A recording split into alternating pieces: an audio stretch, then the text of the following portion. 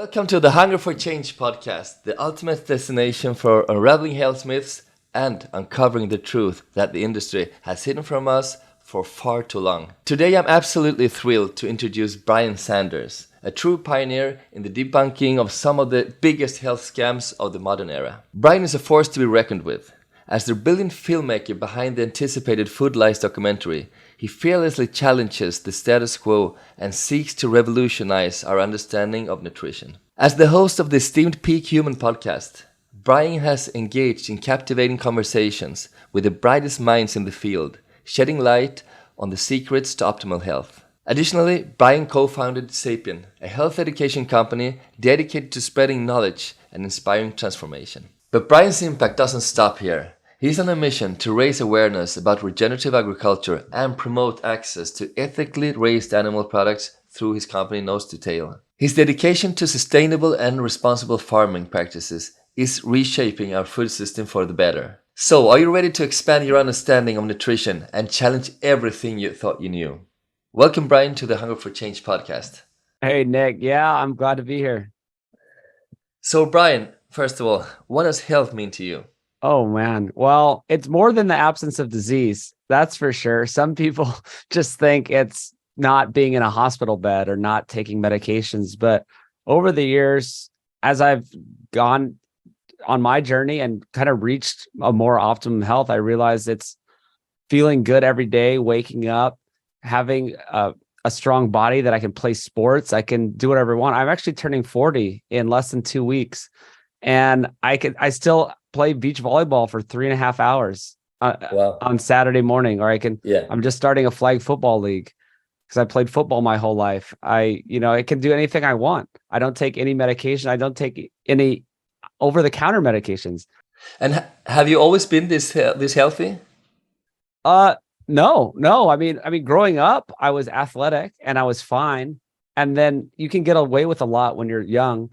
And then as I got into my 20s, I was way less healthy. I have these photos of me in my 20s and I was sort of pudgy and inflamed. You see my face was round and I had sort of a belly and I was like kind of skinny fat. And that's when I was doing everything correctly. Right? I was eating the food pyramid. Like I was making all my meals, doing low fat products, lean chicken. I was doing the whole thing supposedly correctly. I wasn't just going out to eat trash like fast food. And I was getting unhealthier as I went. That sounds familiar to me. I've always been doing a lot of sports since I was young, running marathons and Ironmans and triathlon. And, I was always in shape, but I was a sugar addict. So when I quit sugar, refined sugar, like 15 years ago, that's when I felt so much better. And I began to thrive. So being look like you're fit it's not the same as being healthy, right? Oh yeah. And the blood markers, you have to look at your triglycerides and stuff like that. Who knows? I mean, you can outrun a bad diet for a certain amount of time, but it catches up to you. Yeah. As you get older, your body doesn't really, there's not the buffer as you have when you're younger, right? Absolutely. Yeah. So I read so much about the documentary that is coming out. Can you please share some of the inspiration behind the documentary? What motivated you to challenge the common narratives around nutrition? Well, there's a few stories. One is the vegan narrative was kind of taking over. That was the line in the sand. Once that happened, it was the last straw when I saw What the Health.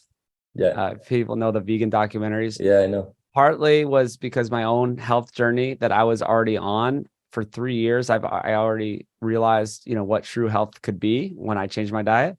But then 3 years prior to me making the film was also my family tragedy, where basically I lost both my parents.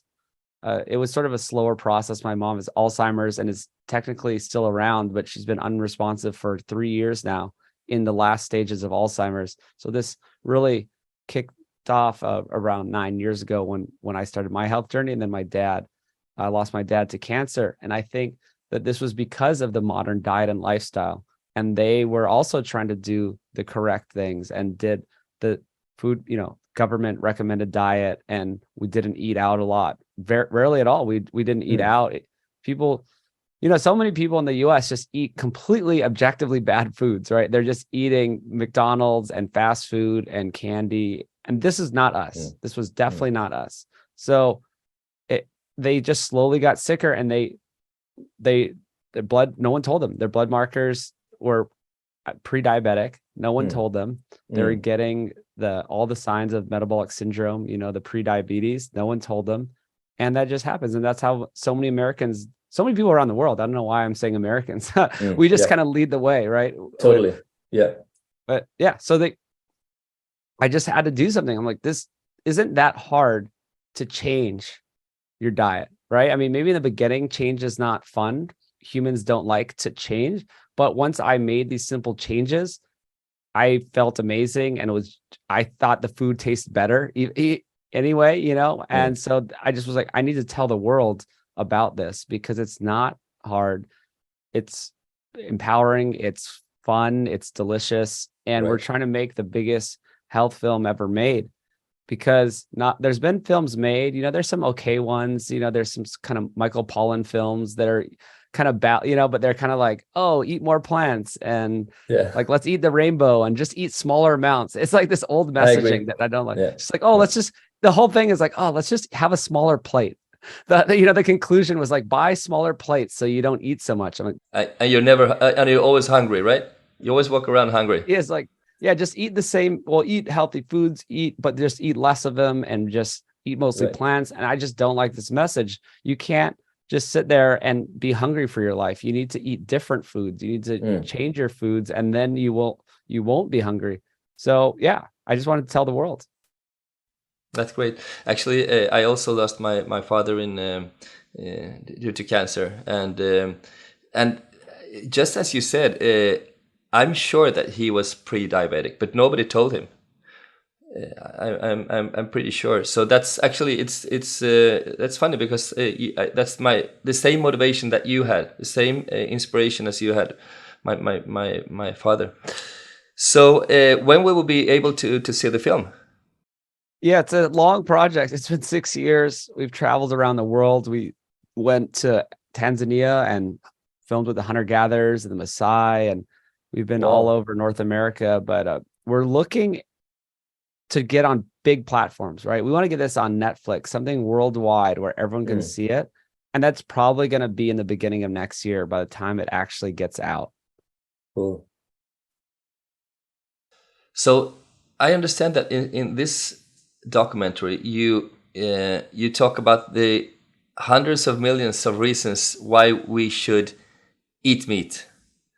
If you would have to pick 3 of those millions of reasons as an elevator pitch, what would those be? Yeah. Well, first, our bodies are designed for meat. We became human because we ate meat and animal foods. This is why we are here today. It's what our digestive system is designed.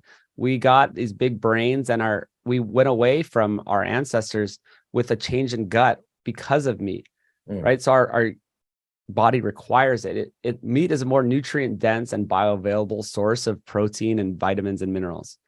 Our body can digest them easier than trying to get them from plants. Plants are, the secondary form. It's more of a fallback food. There's nothing wrong with plants, right? I eat different plant foods with every meal. It's just our bodies can't get the same things from them. And a lot of people don't know this, right? This is a foundation of the film and of a human diet and everything, is that we are designed to eat meat and fat and animal foods. So that's the main reason, right? And then when you get down to the other 2, it's kind of just branched off of that. You could say it's the bioavailability, right? I guess would be the second argument, is that, like I just said, it is more bioavailable. The vegans say, why do we need to eat the cow when we could just eat the grains, something like that. And I'm like, well, and they call him a middleman. They're like, oh, this is just the middleman. Why don't you cut out the middleman and just eat the plants straight? And I said, these are very important middlemen. These cows are incredible. They're upcycling low quality nutrition from grass.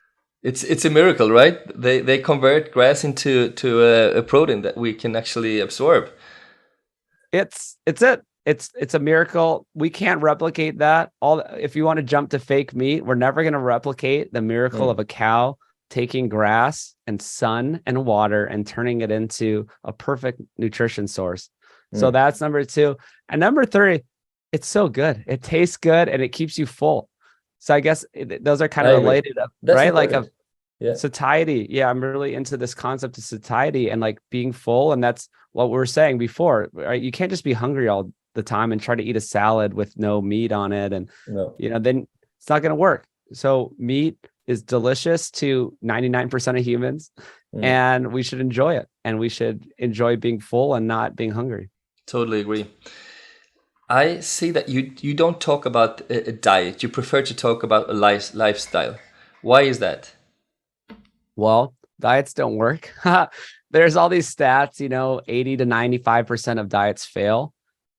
Part of it is because it has an ending, right? People think, oh, I'm just going to do this diet and then I'm going to go on my trip this summer and then I'm going to eat whatever I want. It never works. This makes no sense. That's why I hate 90% of dietitians out there, influencers, all the people out there. They're all just pitching this short-term plan. They don't know what they're actually talking about when they're talking about nutrients and what the body needs. And it's kind of a gimmick to me. And maybe they can work short-term, right? Anything can work short-term. Exactly. It's something short-term, right? Something temporary. Well, yeah, a professor actually in the US ate Twinkies for a couple of weeks and lost weight.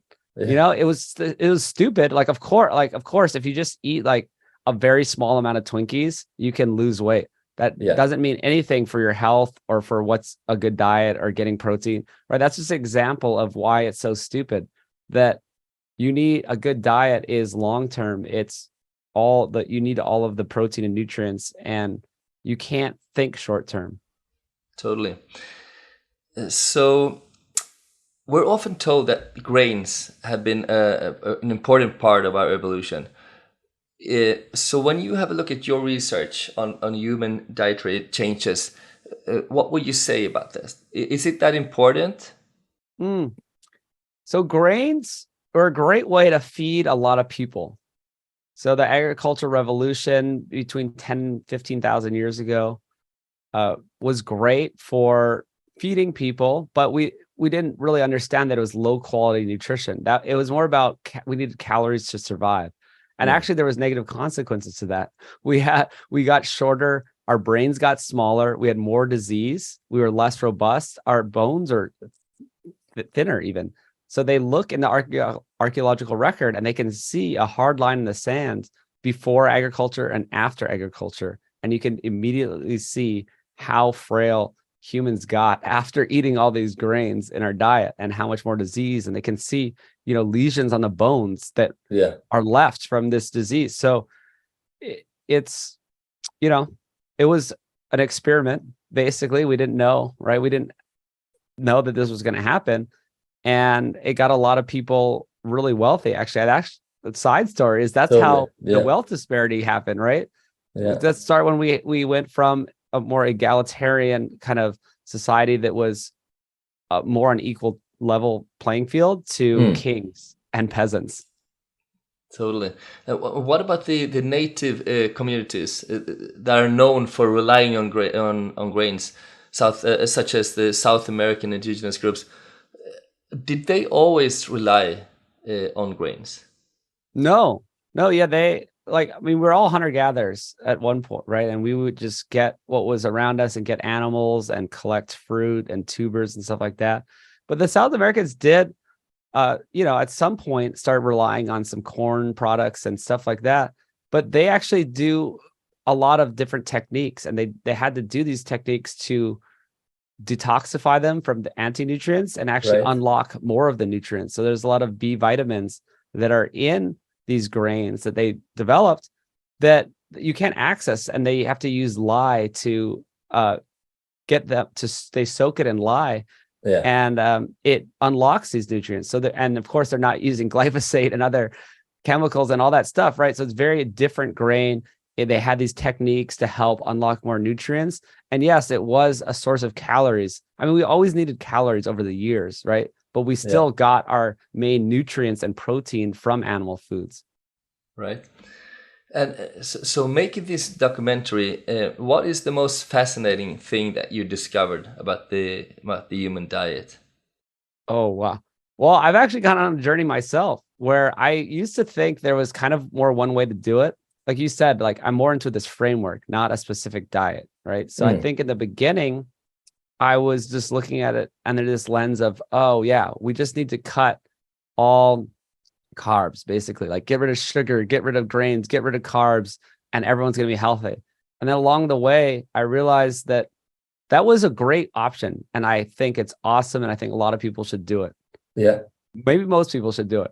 But then you don't have to just do things one way. You don't have to be low carb for life. You don't have to be carnivore. You don't have to be keto. You don't have to be low carb. There's different ways to do a healthy diet that can be higher carb, because if you look around the world, there's many populations that eat high amounts of carbs and are very healthy because they're eating natural foods. They're eating sweet potatoes and seafood and it's a perfectly good diet. It just happens to be higher in carb and lower in fat. They're not avoiding fat. They just don't have that much fat in the animals around them. So they end up eating leaner seafood. They eat less, big fatty animals like a cow and more smaller animals that have less fat on them. So they need to get their energy source, and they have potatoes and whole foods and whatever else. And it's fine. It's great, right? They're not eating the most processed ingredients. They're not eating seed oils and added sugars and, probably refined grains. So it's a perfectly fine way to eat. Right. So that's, does it make sense? It's like I zoomed out, right? I was like, oh, so there's not one way to do it. And I think the film got a lot better because we went away from this one approach, and now it's a very holistic approach in the sense of there's no holes in the theory, right? If you're in this like hardcore low carb world, there's holes in your theory, right? They're like, oh, well, then how are these people healthy that live in Okinawa and they're eating mostly sweet potatoes? We're like, well, that fits in my dietary framework. That's fine. We can see. I mean, it's clear that red meat has always been has played a very important role in our evolution. So, why do you think that so much effort has gone into changing this narrative? And I'm talking also long before the vegan movement. Why do you think there is so much effort in changing this narrative? I've thought a lot about this. I have some answers for you. Part of me discovering some of these answers is starting my own meat business, which you mentioned. It's called Nose to Tail. Very hard business. I don't make any money from it. I actually might be getting out of that business because I'm losing money on it.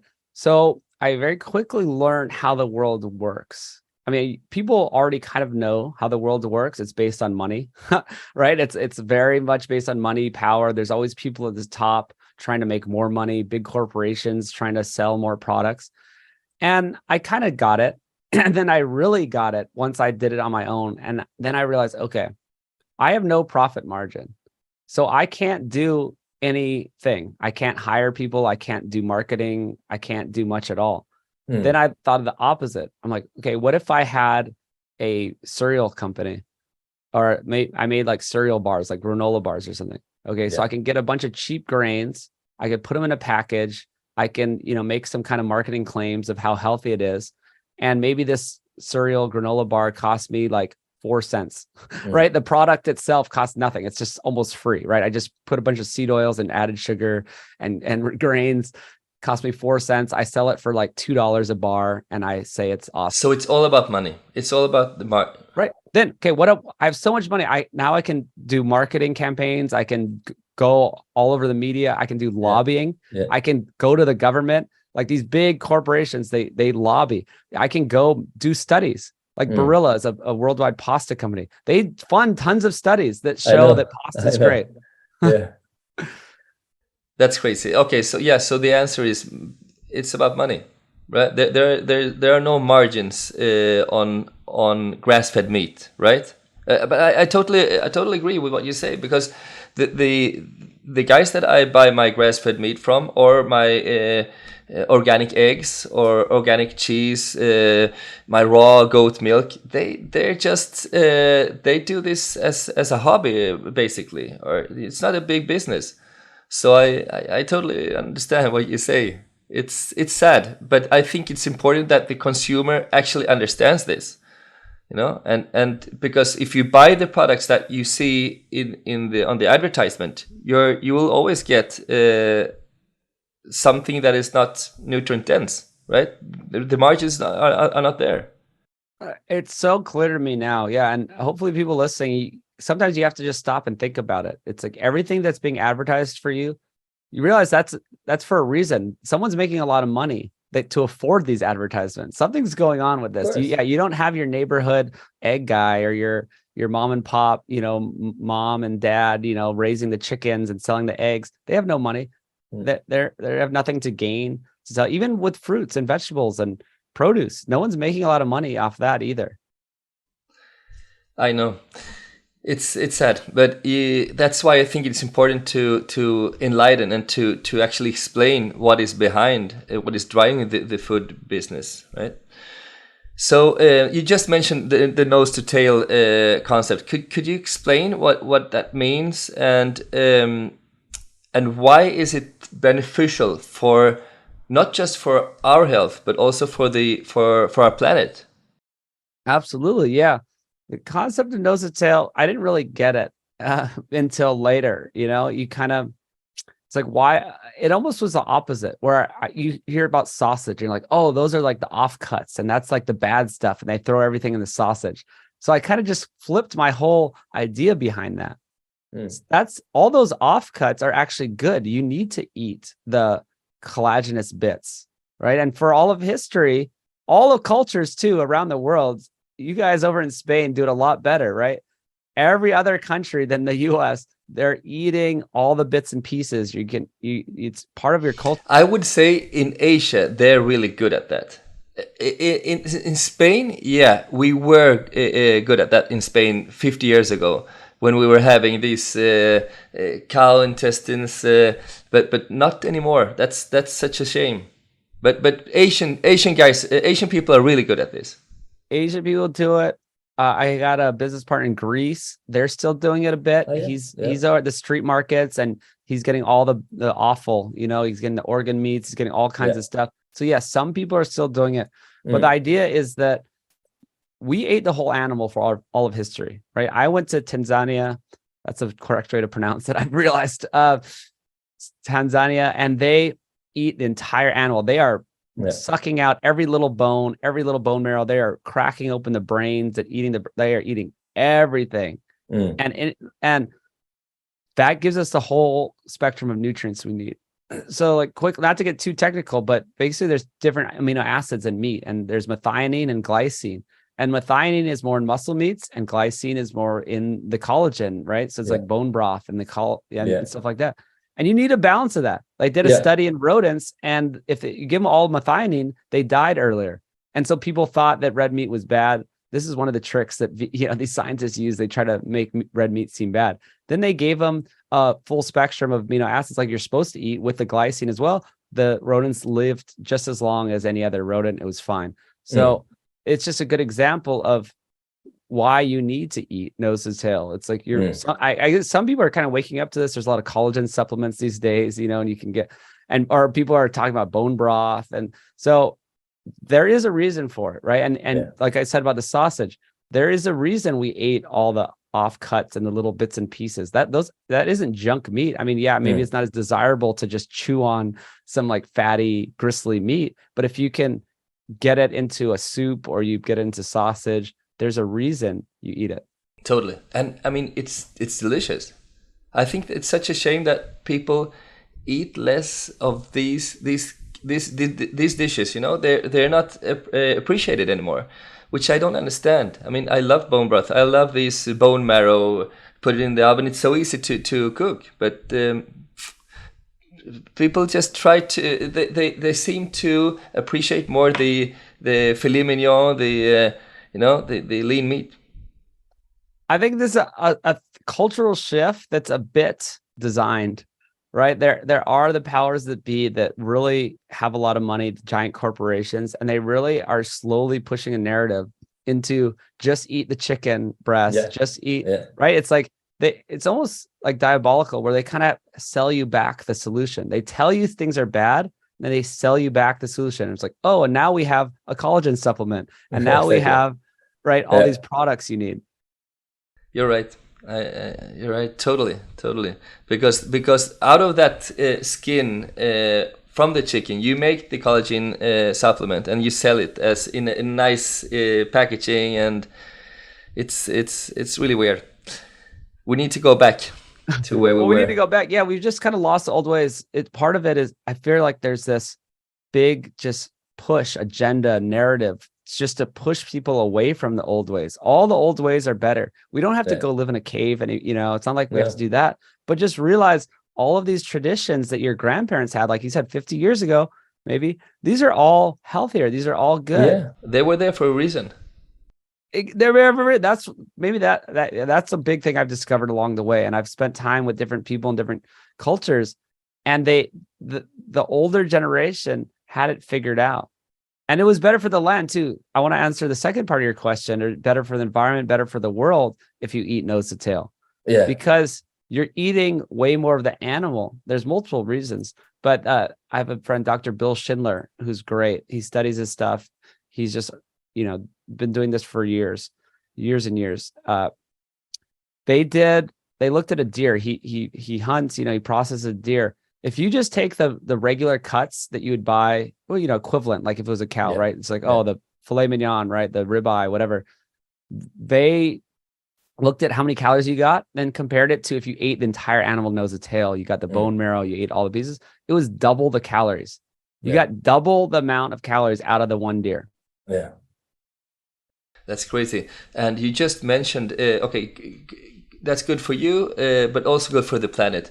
So what about regenerative farming, regenerative agriculture? I know that you emphasize in the importance of regenerative farming. Could you explain why this is not just good for us, for our health, but also for the environment? Yeah, it's along the same lines of the old ways are better. This is all we used to have. Like, we didn't have industrial systems, and it worked, and the environment was fine and the soil was fine. Once we got into this industrial system and we kind of separated plants from animals, so we'd grow thousands of acres of a crop, and then we'd have a bunch of cows on hundreds of acres of dirt, and it didn't make any sense, and it was more efficient. And I don't know if the US is made this habit. We're really good at doing things efficiently, but like in the wrong way. And we could grow tons and tons of calories this way, but it's ruining our soil. People probably have heard how nutrient depleted the soil is, right? It's turning to dirt. Not only nutrient depleted, but just completely depleted in general, where it's just dust and dirt and washing away. There's so many reasons why we need to go back to the old ways, this old system, which we all used to use around the world, which regenerative ag is basically holistic management, right? And that's kind of coined by Alan Savory. But basically it means you use methods to move animals around and not overgraze or undergraze the land. And that helps the soil, and they have manure, and they put nutrients back in the soil, and it just works. It's like a very simple system, and it's not that hard to just, you have different paddocks and you just move the animals around, and you just have to be a little more thoughtful about it, and we can do it. Exactly. We need that ecosystem, right? We need to get away from the monocrops, depending on fertilizers, depending on what are they called? Pesticides. Exactly, the pesticides. We need to get back to that ecosystem where plants and animals live together, right? Yeah, it's mixed agriculture.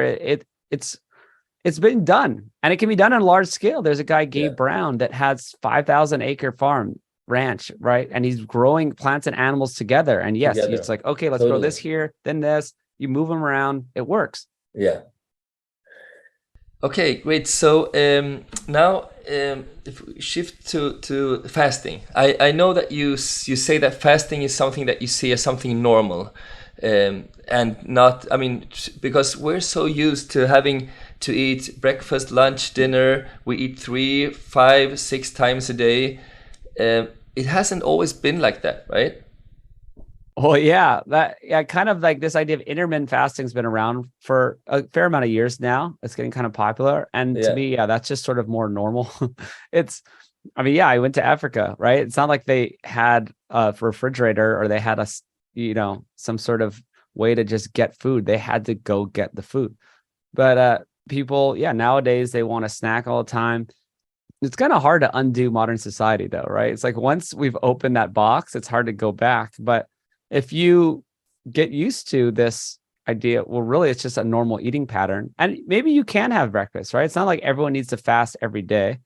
And you just need to be more mindful and be more normal. Let's just not eat till we go to sleep and then wake up and start eating again.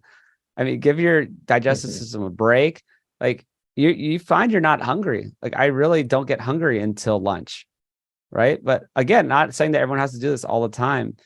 And there's different ways to do it, but you feel so much better when you're not eating. It's kind of like, I agree. And when you eat, you have another kind of appetite, and everything tastes so much better.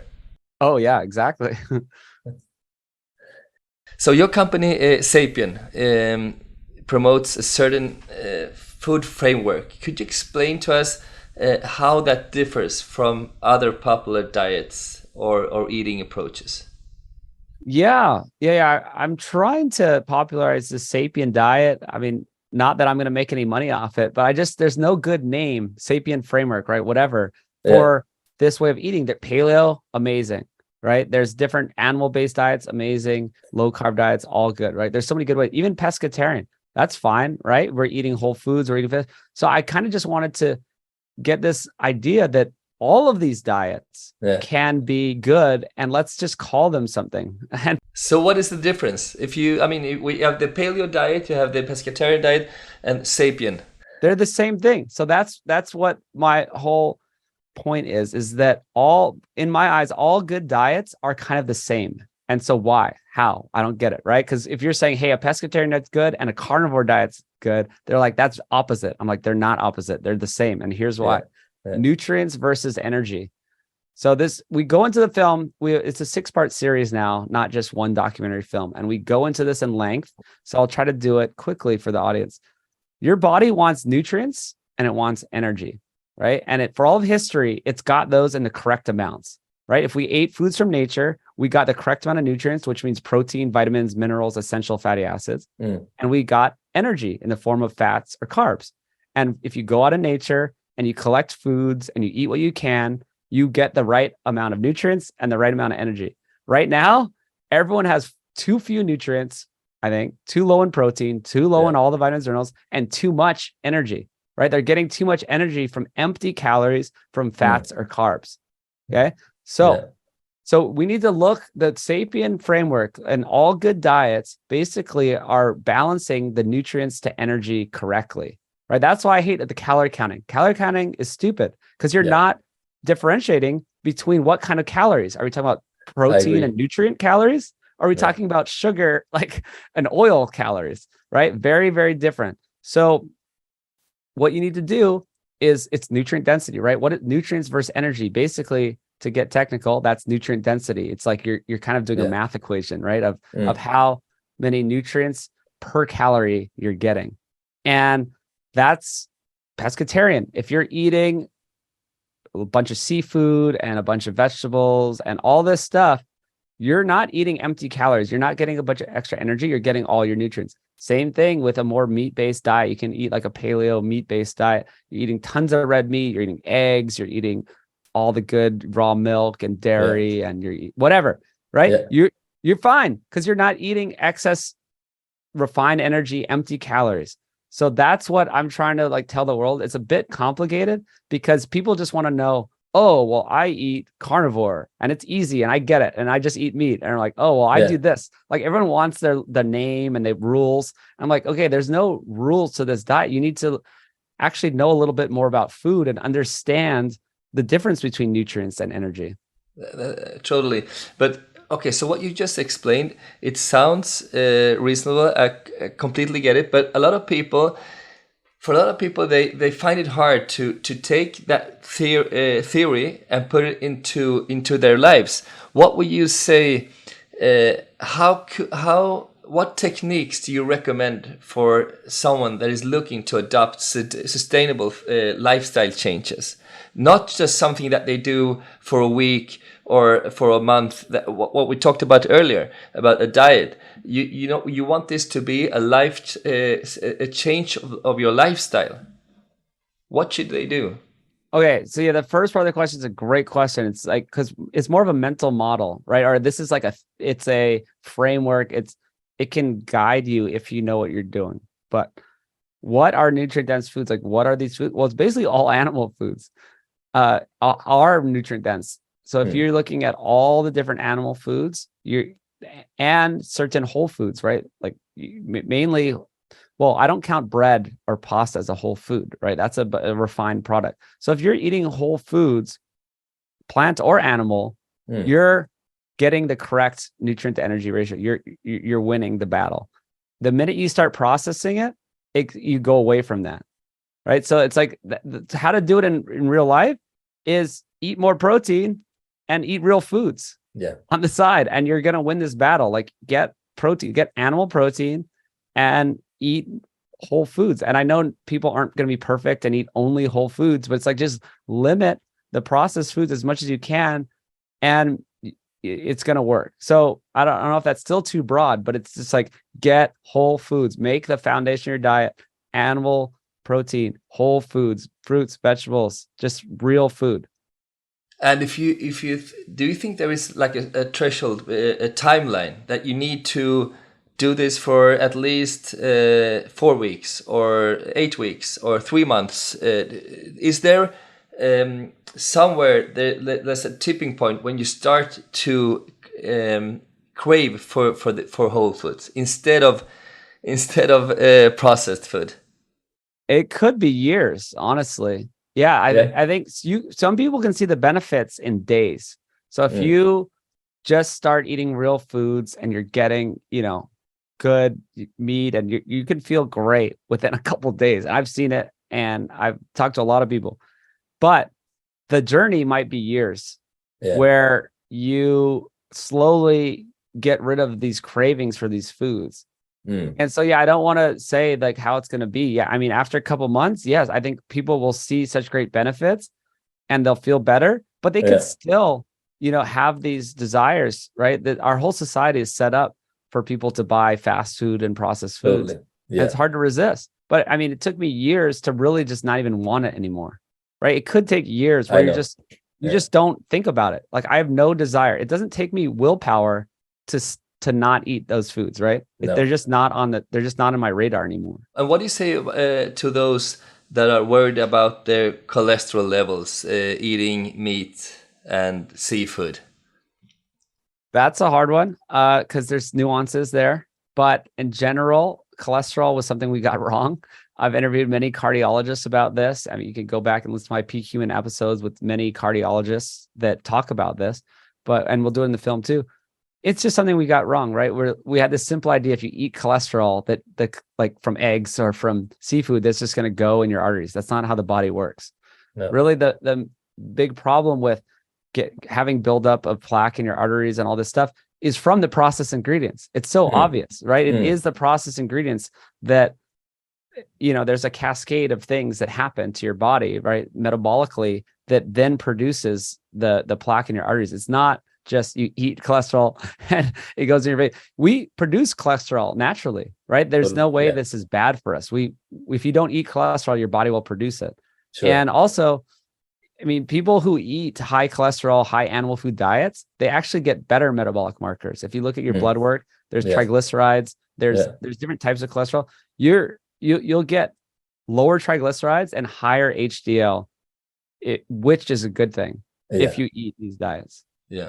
There's also money involved, right? There's an industry here making money out of medication, lowering your cholesterol, etc. So it's also what we talked about before. Money is always important. Yeah. Yeah, there's actually a study that shows that older people do better with higher cholesterol. Totally. Right, as you age, it's Yeah. necessary for your body. It makes your hormones. It's a building block of life. It's just so crazy that I think statins is, you know, $1 trillion industry, and it's crazy. That's crazy. So looking ahead, what are your future products? Well, you told us that the film's gonna be up in 2024, the beginning of 2024. So I suppose that your focus is to finish this product, right? But what do you think would happen? What will happen after that? What do you have future products? Oh wow! Well, I mean, I just love like just getting the word out there. I think I think this is gonna be a huge film series that's gonna change the world, or people wake up. We're spending a lot of time to make it that good. Where we're putting all this information. I mean, you've been probably researching this for decades, right? Just reading, you know, doing all this stuff. People aren't going to do that. You need to get this all in one package where they can watch it, and it's 6 episodes, and by the end their mind will be blown. They'll be like, whoa, it's all there, right? It's like, this is our masterpiece. And then from there, it's just like, how do we get people to the next step? Like, make the next series, give them more information, like dive down each other rabbit hole, right? It's like, okay, we can study cancer, Alzheimer's, we can like go more into the cholesterol, we can more into regenerative ag, you know, just keep going. I'm so much looking forward to watch it. So when you traveled filming, you said Tanzania, what was the most fascinating about that part of the world, and how they eat? You know what it was? I just was thinking about this lately. And okay, so one, they eat, they go out and hunt, they do everything, right? They're just all about animal foods. Their whole day is around getting animal foods and hunting. We saw all the way from the hunter-gatherers all the way into the city, right? And as you got closer to the city, the unhealthier they got, right? Really? So it's like the healthiest people are the farthest away from the city and living the most natural. And then we saw some other villages that were a little closer to the city, and they were just less healthy. And then, you know, as you get to the city, then everyone's the most unhealthy. But the most surprising part was really crazy. Actually, we spent some time with this agricultural group, and all they could afford and all they had access to was mostly plant foods. They did not have much animal protein in their diet, but they're eating mainly whole foods, right? They're growing crops, and they're just living off bananas. And I guess they had some cornmeal. They had to rely on some cornmeal. They had very little meat in their diet, and they were not healthy. These people the older people were hunched over. They had aches and pains and problems. And that we didn't see that, right? If the people living like they're supposed to, they were out hunting and running, and they were, you know, in their 70s. And this guy was running up a hill and like faster than we could run up the hill. And then we get to this group of 70-year-olds, and they look like Americans and, you know, modern Western civilization 70-year-olds that are hunched over and kind of just not doing well. So that was really eye-opening. And still they didn't eat processed food, but they had corn flour, and they had zero processed foods. They could never afford processed foods. There was no processed foods around. They had cornmeal. They call it ugali, right? They mix cornmeal with the water. If they can get some milk, they can put some milk in it. But then they just ate plants. They just had like crops. And so they just had a very, very low meat diet. But this is incredible to me, is that because I thought, like, as long as you're eating whole foods, you're going to be good. But you're not going to be good. By the time they were like 60, 70, they had all the problems. So it's like you need the animal-based food. Yeah. So what do you say is the hardest part of going against the mainstream narrative about nutrition? What is the most like? Where's the biggest struggle? Well, it's a personal struggle. It's hard. So, like I said before, no one wants to change. The whole society is set up against you. You kind of have to radically change your mindset and your lifestyle to get away from the big industry and all the processed foods. right? It's hard. I'm not going to say it's easy because I've seen it. My own family members can't do it, right? There's certain, like, you're just trapped in this system, and it's just, I don't want to call out any of my family members, but there's someone that just like, this is what my wife cooks and this is what we do, and I don't know what else to do, right? It's like what am I going to do? Like tell her that she's not going to like she's not going to learn about it, she's not going to change. And everywhere you go to the office thing, and then there's all the foods, then you go to someone's birthday and it's just all bad stuff.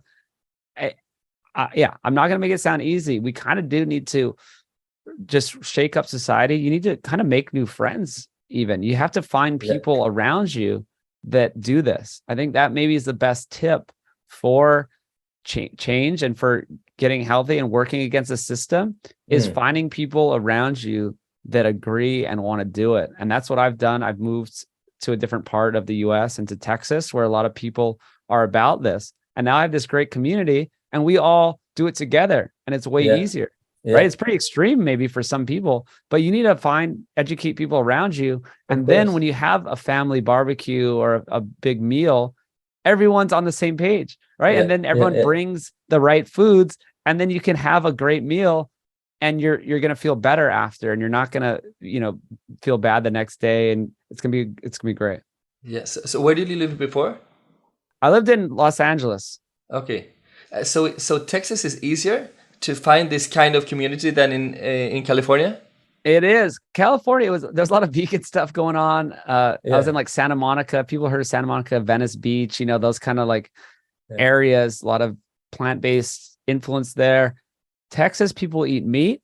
There's a lot of ranches. People are about freedom. They're on a different vibe. Yeah. People know the US, Texas is about meat and freedom and, just independence and doing your own thing, and less of like, let's have less of the government involved, stuff like that. Yeah. Interesting. Okay. I need to go there. That's for sure.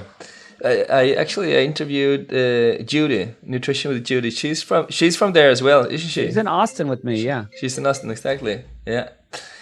So, Brian, thank you so much. Where can people find you? Where can they find out more about what you do? Yeah, just search Food Lies. I think the easiest thing I tell people is whatever platform, YouTube, Instagram, Twitter, Facebook, just search Food Lies, and I'll be there. Is there anything that you think that I missed so far? Oh, wow. No, I think we hit it. Yeah, I like your idea. You have to go against big industry. You got to go against the corporations. I kind of always say whatever is passed on from the highest levels is good for them and not good for the individual. Right? So if you think I kind of changed the framing of everything in my life, right? Like, what are all these laws and rules for? They're just to keep people in line and make it easy for the government to keep track of, you know what I mean? It's not conspiracy stuff. I'm just talking about like totally normal. It's just like, we have these rules, so people are easier to manage. It's hard to manage big groups of people, but you have to realize what's good for managing big groups of people is not good for the individual person. Yeah, right? exactly. For the individual person, what's healthy is usually to do the opposite of what comes from the highest levels, right? Like, I'm going to eat my own fresh food. I'm not going to follow these guidelines. I'm going to do my own. I'm going to take health into my own hands. I'm not going to follow these big rules they've had for the past 3 years. I'm going to take my own health into my own hands and be healthy. I don't need them to tell me how to be healthy with their idea of health. Exactly. And that's not just about nutrition, about food. It's also about sun exposure, sunscreens. There's so many different things that if you follow the mainstream, of course, you're gonna be the perfect client, the perfect consumer. Paying for all that crappy food and crappy sunscreens, but it's not good for you. But you'll be in the system. That's a good way to think about it, right? This is a system, and they basically have customers, and it's like, how do I not be a customer? It's like big pharma. That's the system. I don't have a doctor. I didn't have insurance for so long. I just don't need them. I don't need the system. It's like, how do you break out of the system? The sun is huge. It's almost the opposite, right? I keep posting these things lately. They're like people trying to just say, oh, there's this article in the New York Times saying how to get zero sunlight this summer, how to get zero sun. And I saw that article. It was New York Times or something. New York Times. That's crazy. Yeah. Yeah, she was covered. She in head to toe. She had gloves on, and she had like this. I thought it was a joke, but I thought it was a joke too. It was for real. For real. These people that they just like do the opposite. It's like there's these pillars of being human, and we need those pillars. And one of the pillars is food, of course, right? It's real food. It's exercise, right? Some movement, right? This is so obvious. Like do some sort of movement, exercise, whatever. It's sun. Like it's being outside in the sun. These are foundations of being human. It's sleep. I mean, this is not news to anyone, but I mean, get your sleep.